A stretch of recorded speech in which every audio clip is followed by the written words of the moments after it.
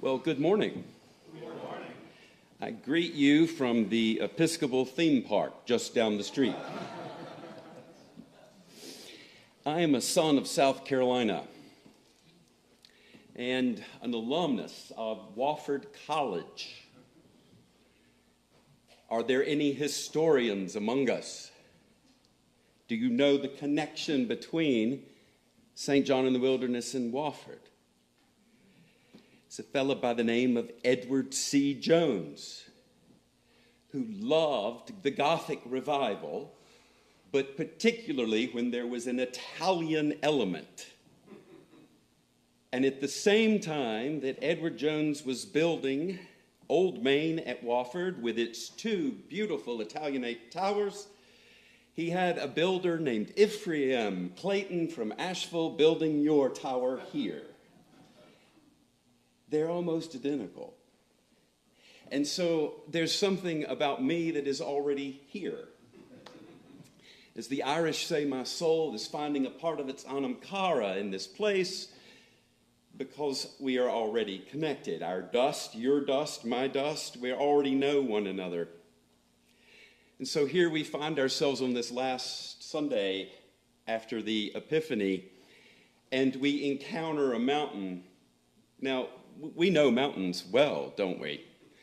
Lately, we haven't liked them much at all. Mountains appear again and again in Scripture.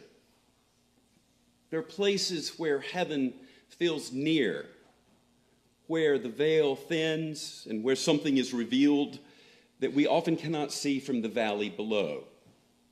And so this morning in Exodus, the glory of the Lord settles on Mount Sinai like a consuming fire. Moses disappears, going into the cloud for 40 days and 40 nights, and tells the people below, hey, don't worry, I'm just hanging out up here.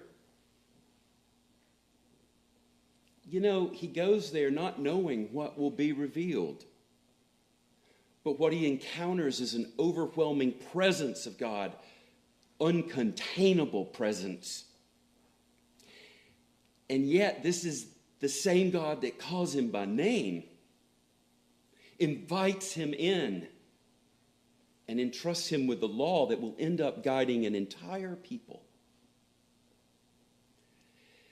Mountains aren't always safe, are they? Not in the sense of being predictable or comfortable, but they're safe in a different way, a deeper way.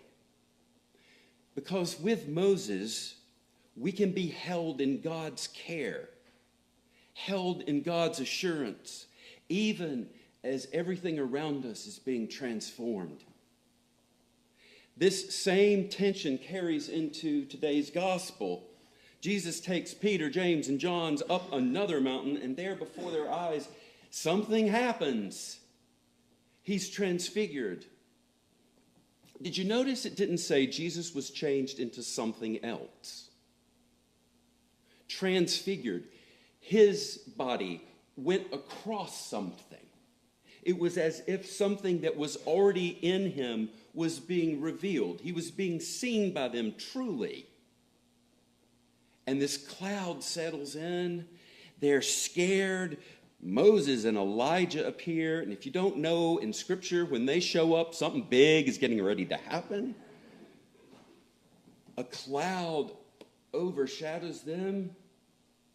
Echoing Sinai, we hear the words, "This is my son, the beloved.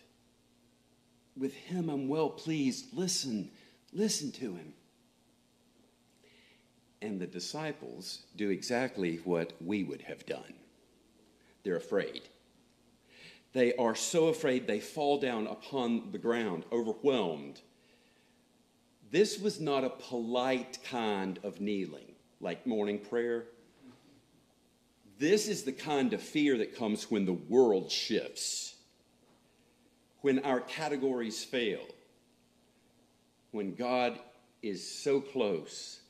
We didn't expect it, and we glimpse something deeper, something more holy about God and about ourselves.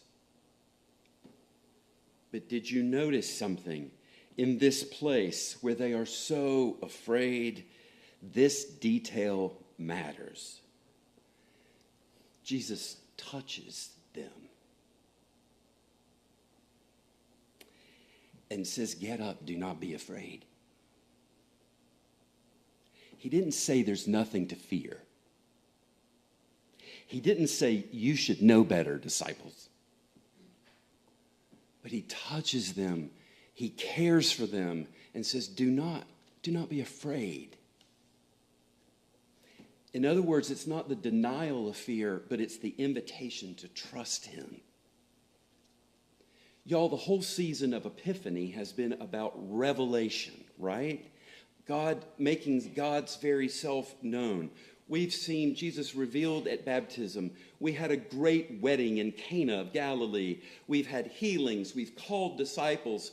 And now on this final Sunday, we're given a glimpse of glory before Lent begins. You see, the transfiguration is a threshold. On one side is the revelation of God's light, and on the other is the shadow of the coming cross. This moment today does not cancel what is coming. We should fear it, but we will need this memory. This memory today. This memory of transfiguration. Y'all, transformation, change, whatever you want to call it, is rarely neat and painless. It involves letting go. Old ways of seeing things fall away, familiar patterns shift. What once felt solid like a mountain can become uncertain and slippery as ice. And fear is a natural response. But Scripture does not shame that fear. Disciples are not rebuked for falling down. Moses is not scolded for trembling before the glory of the Lord. Fear is simply the human response to encountering holiness and change. But Jesus touches them. The same hands that healed and blessed, the same hands that turn water into wine, the same hands that come and say to us every single day, do not be afraid. He will speak to them in the same way after the resurrection to jog that memory. Hey, remember when I said, don't be afraid? Not as a command to obey perfectly, but as a promise that we're going to lean into. Peter goes so far as to later say, hey, y'all, this is not some kind of myth. We actually witnessed something. It's not a clever story. We saw majesty. We saw glory. We saw the light upon the mountain. And now, we can't cling to just the mountaintop. We must take that light and that reality into the valleys. The Transfiguration reminds us that change is not the absence of God, but often the means by which God is revealed. What falls away does not diminish us. It makes room in us for more truth, more mercy, more love than we could hold before. Even loss, painful as it is that threshold through which God's presence is known more fully. The disciples come down from that mountain carrying no proof, no lingering radiance, a memory and a promise are theirs, however, and that is enough. It is enough because God's mercy does not fade when light does. It endures in our changing and our trusting and in our walking together. So people of St. John in the wilderness, people who live on a mountain, you are still being transfigured. You are people who know that fear and faith can walk side by side, and people who can trust that even here and now, God is at work, revealing, healing, and holding you fast, because you are beloved. With you, your Creator is well pleased. What a memory to hold.